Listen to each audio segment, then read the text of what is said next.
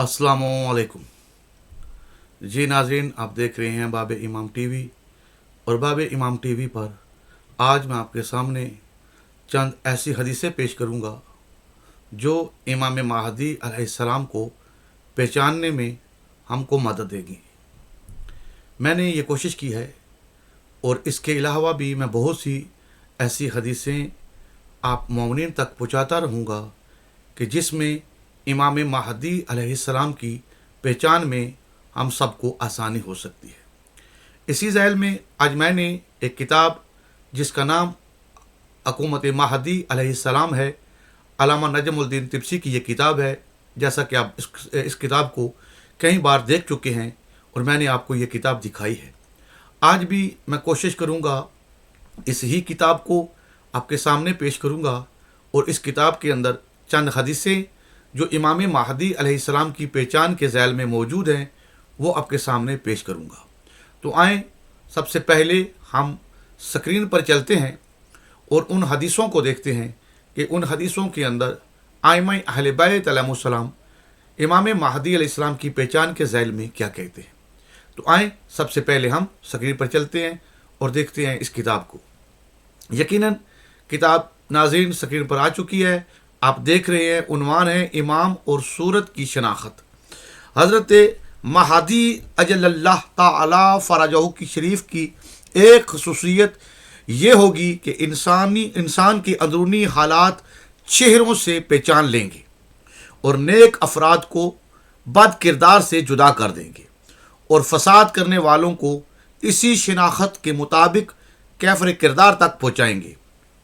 हज़रत इमाम जाफ़र सादिक अलैहिस्सलाम फरमाते हैं, जब हज़रत कायम अजल्लल्लाह ताला फरजहू शरीफ ज़हूर करेंगे तो कोई ऐसा नहीं बचेगा जिसे हज़रत पहचानते ना हों कि ये नेक इंसान है या फासद बद किरदार। नीज़ फरमाते हैं कि जब हज़रत कायम अजल्लल्लाह ताला फरजहू शरीफ क़याम करेंगे तो हमारे दुश्मनों को उनके चेहरों से पहचान लेंगे और इस वक्त इनके सरों पैर को पकड़ेंगे और अपने साथियों के साथ इन्हें कत्ल कर देंगे।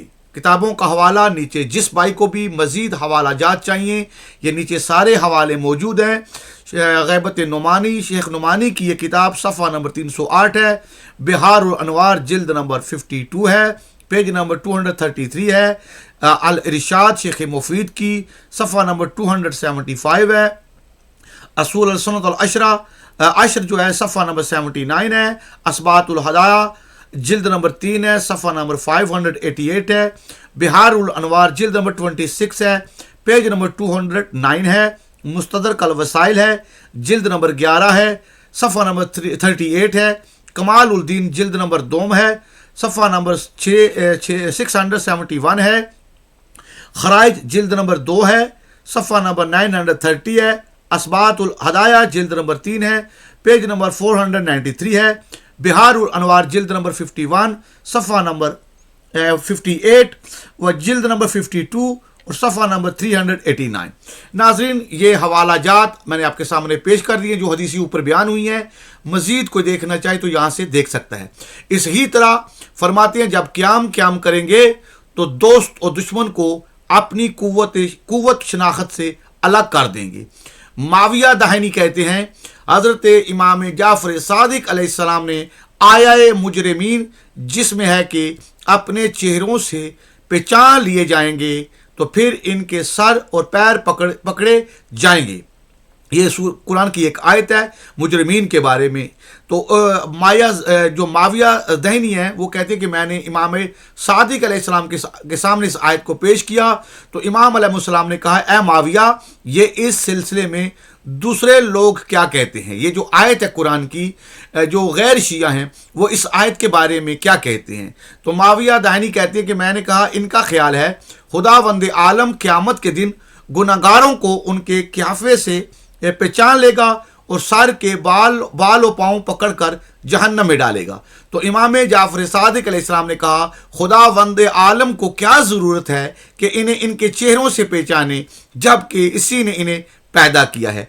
वो तो चेहरों से पहचानने वाली खुदा को तो ज़रूरत ही नहीं, کیوں کہ اس کا علم ازلی ہے، اس نے جو جس کو پیدا کیا ہے اس کے بارے میں بہتر جانتا ہے. وہ چہروں کو دیکھ کے، اللہ چہروں کو دیکھ کے نہیں پہچانتا، بلکہ اللہ نے جن کو خلق کیا ہے اس خلقت کے اعتبار سے ہی اللہ ان کو جانتا ہے کہ ان میں اچھا کون ہے، برا کون ہے. تو یہ تو اللہ کی صفت نہیں ہے کہ چہرے کو دیکھ کے پہچانے کہ یہ مومن ہے یا کافر ہے. میں نے کہا پھر آیت کے کیا معنی ہیں؟ تو آپ علیہ الصلوۃ والسلام نے کہا جب قائم آل محمد اجل اللہ تعالیٰ فرجہ شریف ظہور کریں گے تو خداوند عالم انہیں چہرہ شناسی کا علم عطا کرے گا، اور حضرت حکم دیں گے کہ کافروں کو سر اور پیر پکڑ کر ان پر سخت ضرب لگائی جائے. حوالہ جات پھر نیچے سے نوٹ کر لیں، یہ سارے حوالہ جات موجود ہیں. حقائق الحق ہے، جلد نمبر 13 ہے، صفحہ نمبر 357 ہے. نعمانی کی غیبت، شیخ غیبہ النعمانی، پیج نمبر اس کا 242 ہے. کمال الدین جلد نمبر 2 ہے، پیج نمبر 366 ہے. شیخ مفید کی الارشاد ہے، جلد نمبر 6 ہے، صفحہ نمبر 36 ہے. اعلام الورا ہے، صفحہ نمبر 433 ہے. کشف الغما ہے، جلد نمبر 3 ہے، صفحہ نمبر 256 ہے. اسی طرح آگے چلتے ہیں تو یہ کرامات، یعنی کہ اگرچہ آخری زمانے میں لوگ قوی حکومت کے بروئے کار آنے سے جب کہ وہ مظلوموں کے حامی کے انتظار میں وقت شماری کریں گے، لیکن بہت ساری حکومتوں سے خوشحال نہیں ہوں گے اور ہر گروہ اور پارٹی کی بات نہیں مانیں گے. سچی بات یہ ہے کہ وہ کسی کو قادر نہیں سمجھتے جو دنیا کے نظام کو درست کر سکے اور پرآشوب دنیا کو ٹھکانے لگا سکے.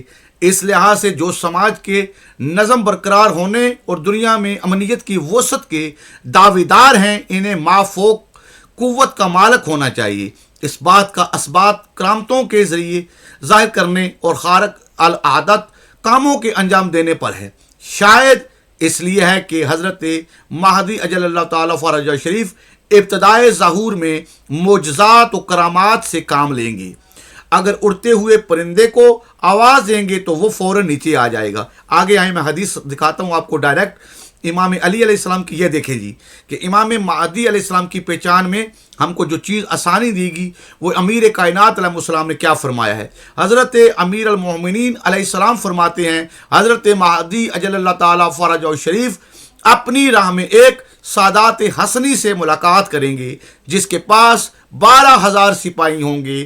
حسنی احتجاج کرے گا اور خود کو رہبر کا زیادہ حقدار سمجھے گا.